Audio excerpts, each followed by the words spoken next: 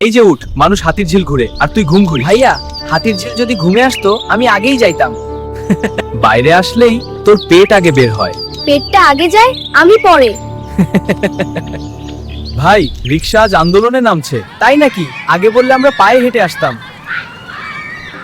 রিক্সা চালাই, কিন্তু ভাগ্য চালাইতে পারি না।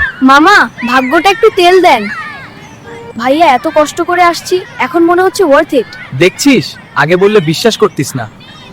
ভাইয়া, ছবি তোলা না, এই মুহূর্তটাই ভালো লাগতেছে। এই কথাটাই তো সবচেয়ে দামি।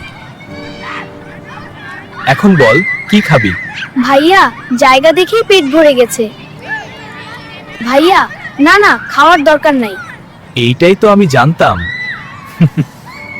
ভাইয়া, জায়গাটা এত সুন্দর, খাইলে যদি সৌন্দর্য নষ্ট হয়। খাবি, না খালে কিন্তু মেজাজ নষ্ট হবে।